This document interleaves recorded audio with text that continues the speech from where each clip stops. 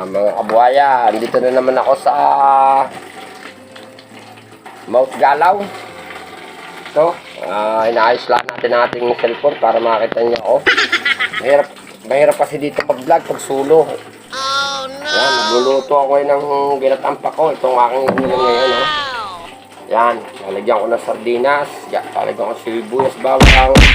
Igigisa na muna natin yan. Tapos, paghihimay nga pa rin ito, ganito lang mga kabuhaya. Itong ating ricado, hindi makalataan na minsan. Hindi pa tapos ako eh. Nagtimpil ako. At, what's up nga pala sa aking pamangkin dyan sa Paiti, Laguna, kay Borix. Ito yung ulam ko. What's up din sa aking mga pamangkin sa abroad. Tinda rin at Kibinjo. Kayo, kumusta na lamang muna pala diyan sa abroad, Abu Dhabi. Sana God bless sa inyo. Pag mag-ingat ka dyan. Medyo malayo kayo sa amin. Kami, mga kabuhaya, ay ito na lang ang hanap buhay ko ngayon. Mangati. Yan, ngayon, hindi pwede. At mga luyantan, may natutuyo. Wala naman akong mag-aaral sa akin at may ginagawa sa kabuhaya. Biglig sa iba. Didiligin ko muna ang luya. Ito nga po pala ilala ko sa Master Sardinas. Master Sardines. Kasi sana kayo mga kabuhaya. Talaga ko yung medyo may pagtotal eh. Ito. Ngayon ay ulam may pako, sariwa-sariwa to. Talagang kakusok lang doon sa gagatang ko siya. Ako yung nagsaing mga kaunti lang ho. Tapos pagsasaing ko pa kayong aso. At isinama ko naman mga nakatali lang sa labak. Kahapon nga po pala hindi kami nakahuli na naman. Pero baka humamaya mamandaw daw sa Inda Kabuhaya Marvin sa Mount Kaluwas. Araw-araw na kami ginawagyan walang kapaguran. Diyan kanya lang ang buhay mga kabuhaya. Tsaga-tsaga lang. Pag hindi ka magtsatsaga, walang mangyayari kahit anong hanap buhay.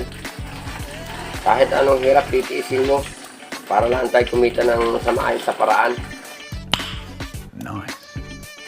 Hindi sa pangit. Mga kabuhaya, ito nga pala yung mga kabuhaya, nga pala yung aking tubig. O yan. Yan, ari po muna yung aking dampa. Ayun ako yung sasaing. O yung kasama yung aso laang. Gawa na sa Lunes mga kabuhaya. May mga bisita na naman ako dito sa dampa ako. Hindi nga ako makakasama. Tapos titingnan natin mga kabuhaya ang aking luyahan at patanim kong ube para makita ninyo. Ito po pala ang ito, pakikita ko sa inyo. Yan, yung bundok mga kabuhaya, pakikita ko sa inyo. Yan. Ganyan yan, yung aking mga sagingan. Narito kami na naman sa gilid ng bundok. Yan, ang aking sagingan, kaunting abukado. Diyan kami na ako sa mga bundok na yan. Mga kabuhaya, yan. Kita niyo yan, bundok na yan. Diyan kami na ahon. Kita ninyo mga kabuhaya. Medyo mahirap talaga mag-ganto kasi hindi pa ako sanay. Hirap talaga. Hindi pati Yan, upo muna ulit ako mga kabuhaya. Mamaya ako na sa iyo pakikita ang aking mga pinanggalingan ng aking tubig. Galing niya sa sariwa-sariwa ang tubig ko dito. Galing niya sa Talo. 7 po sa pinanggalingan. Sikat na sikat dito yan sa amin sa bundok nito. Lagi ditong shout out nga pala kay Kakrox TV, kay Kabuhaya Jason. Sulo ko ngayon dito. Naghihimay ng pako. Masarap naman to mga kabuhaya. Hindi naman ito maubos. Dadalhin ko rin sa sa labak mamaya. Kasi yung asawa ko gustong-gusto rin ng ganito mga kabuhaya. Sa mga anak ko. Basta ako'y nagluto, ibig na ibig nila.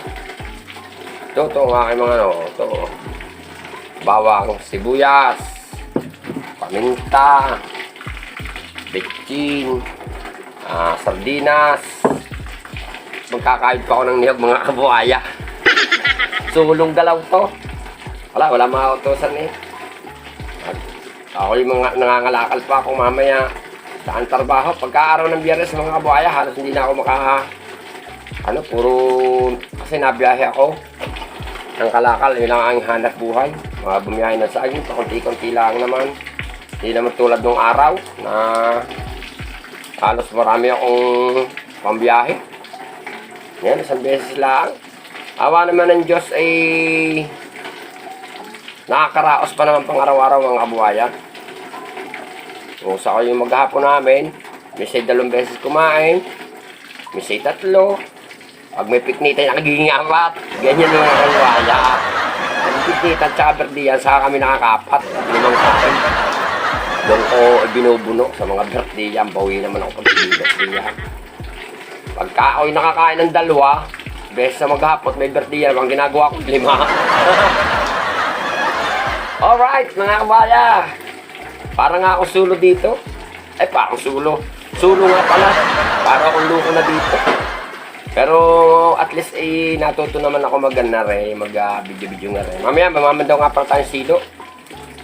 Mamamandaw ko ng silo ko din. Aalisin ko na kasi hindi ko na maabyad. At magtatag-ulan na. Baka makakuli lang ng hayop. Mamatay. Alam mo yun, nakakawa rin naman. Aalisin ko na para sila'y dumami na lang ulit. Sa taon na lang. Mga kabuhaya, bakit pagbabalik, abangan ninyo mamaya pagluluto ko ng pako.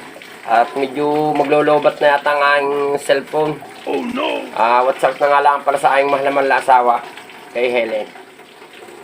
Okay, mga kabuhaya, magluluto na tayo. Nakupan tayo ng mantika, kaya direct to point na lang to. Muna yung gata. Ito. Yung gata. Yun. Alright. Sunod ay ikaduhan na natin. Dilaw, bawang, sibuyas. Lagyan ng sili. Yun. Isang latang sardinas. Ito mga kabuhaya. Lulutuin natin. Wala tayo ng mantika. Kaya hindi na ginisa. Ayos naman to. Paano na nalagyan ito? Ito, nalagyan natin yung pistik araro na sardinas. Awat sarap nga pala kaya tilerma sa hindi ko naman. Shout out muna pala kay Kuya Tuknoy sa taga Tikim. Hindi pa nga pala kami nakahuli ng tabuyo. Diyan mo Kuya Tuknoy sa isang araw, punta na lang kami dyan. Talaga lang wala pang pagkakataon. Shout out nga pala sa mag-asawa ni Tilerma dyan sa Italy. Kasama na yung anak kay Kuya Jimmy. At shout out din kay Kuya Rigor sa Saudi. Susulong dito sa Tampa. Binabati ko lang kayo para panuhin niyo ako. Sulo-sulo nga ako dito. Lalagyan na natin ng paminta. Para isang laga-laga yan na lang. Yung ahon ko dito kakunti. Yan.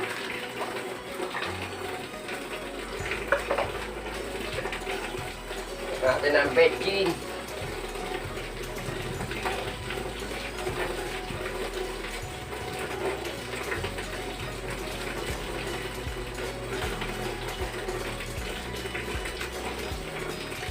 Yan. Natin para hindi magkanong gata. Mabaya ka rin yung pag-iluluto, haluin mo ang gata para hindi siya bumuo. Para pagka yung kulong-kulo na, pwede mo na siyang hindi nakahaluin. Kasi pagka ang gata, hindi mo hinalo, namumuo ang gata. Nalilangan yan. Wala po nga pala ng asin, kabuhaya. Ito muna. Natin ang asin. Kailangan pa mapalat. Yun. Alright na naman to. Nakulo na siya. Oras lang to mga kabuhaya. Tutugtugan na natin to. Ano?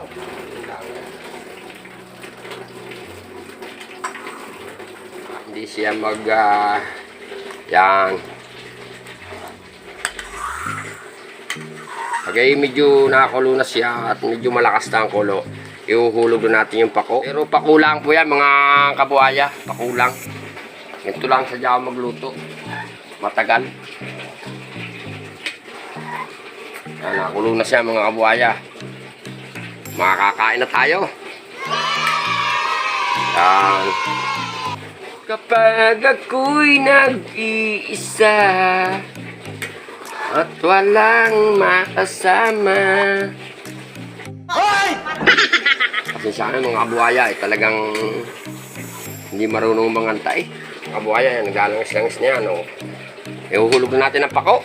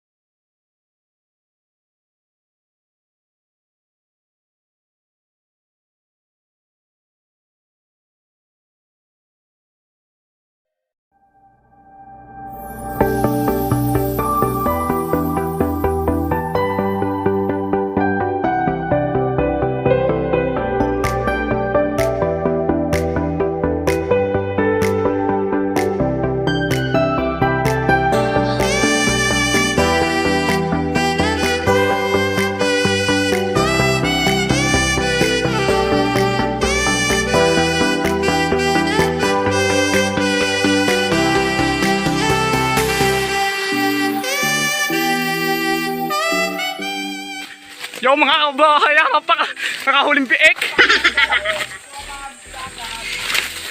Nakahuling biik. Yan na magsasakar. Saan? Ayun ako. Malaki? Bisya nga ano? Ang pa mga kabuhay. Yan mga kabuhay yung biik oh.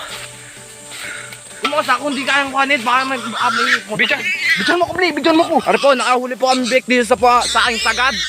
Kay Kabuhaya Indo. Ay, ito yan! Ang alpasinggihang malikot nga lakas yan. Ito, takin mo yung ano, Bli. Takin mo. Sitak. Yung ano, Ari. Oh, tanga. Walang nga na. Ano yung kahoy, Bli? Baka kayo makadaling, baka dito.